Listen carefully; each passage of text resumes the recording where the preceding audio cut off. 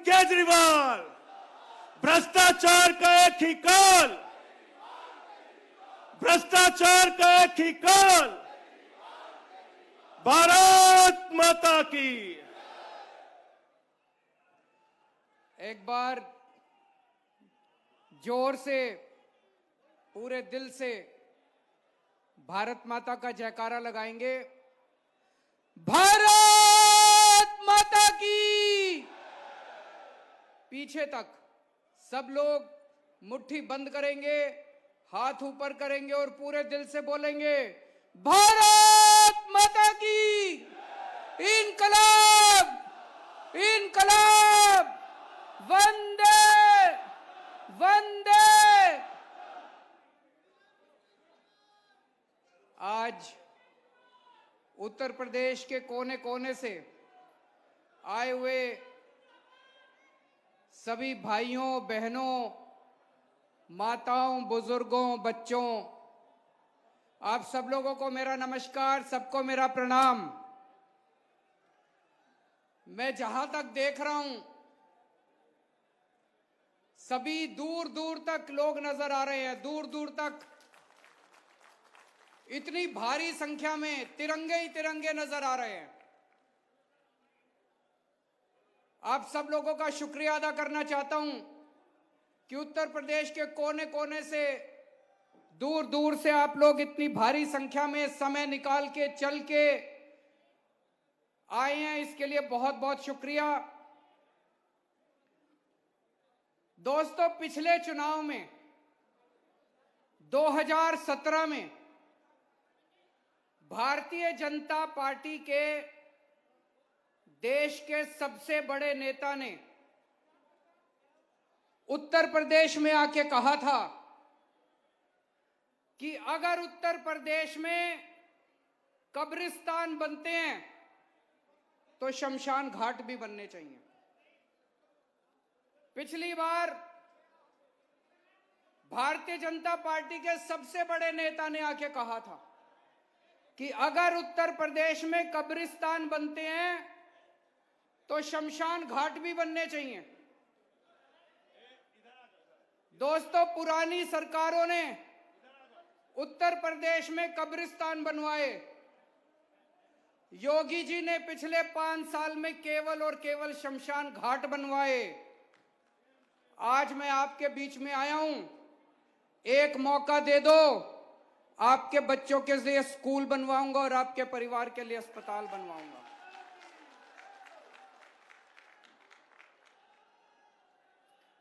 मेरे को स्कूल बनवाने आते हैं, मेरे को अस्पताल बनवाने आते हैं। दिल्ली में बनवा के आया हूं, उत्तर प्रदेश में भी बनवाऊंगा। इनको नहीं बनवाने आते, 75 साल में इन्होंने नहीं बनवाए। ये केवल कब्रिस्तान और शमशान घाटी बना सकते हैं, वो बहुत बनवा दिया इन्होंने। अब बस, अब देश को स्कूल और अस्पताल चाहिए, स्कूल और अस्पताल के। भारत माता की। अरविंद केजरीवाल। दोस्तों, दुख की बात यह है कि पिछले 5 साल में उत्तर प्रदेश में योगी सरकार ने न केवल शमशान घाट बनवाए, बल्कि बहुत बड़ी संख्या में लोगों को शमशान घाट पहुंचाने का इंतजाम भी किया इन्होंने। जिस तरह से कोरोना के दौरान इन्होंने मिसमैनेजमेंट किया, इनसे सरकार नहीं संभली, इन लोगों से पूरी दुनिया में थू थू हुई। पूरी दुनिया में अगर एक कोई राज्य है, पूरी दुनिया में अगर एक कोई सूबा है जहां पे सबसे बुरा कोरोना का मैनेजमेंट हुआ, तो वो उत्तर प्रदेश है। इनका इतना बुरा मैनेजमेंट था, इतना बुरा मैनेजमेंट था, इतना बुरा मैनेजमेंट था कि अमेरिका की सबसे बड़ी मैगजीन में इनको 10-10, 15-15 पेज के इश्तिहार देने पड़े। करोड़ों रुपए फूंक दिए इन्होंने, करोड़ों रुपए फूंक दिए योगी सरकार ने इश्तिहार देने में। अगर आपने अच्छा काम किया तो आपको इश्तिहार देने की क्या जरूरत है?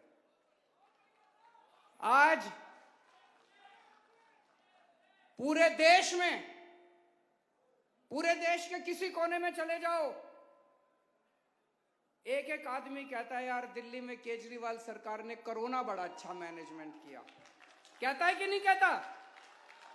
पूरे देश में कोने कोने में बच्चा बच्चा कहता है यार केजरीवाल ने कोरोना बड़ा अच्छा मैनेज किया। बहुत बड़ी महामारी थी, मैं ये नहीं कह रहा सब कुछ ठीक था, बहुत बड़ी महामारी थी। हमने इश्तिहार नहीं दिए कि हमने कोरोना अच्छा मैनेजमेंट किया, हमने करोड़ों रुपए नहीं फूके। आज आप में से कोई दिल्ली चला जाओ, दिल्ली में जरा सा एक राउंड लगा लो, पूरे दिल्ली में केजरीवाल के होर्डिंग नहीं मिलते, योगी के होर्डिंग मिलते हैं।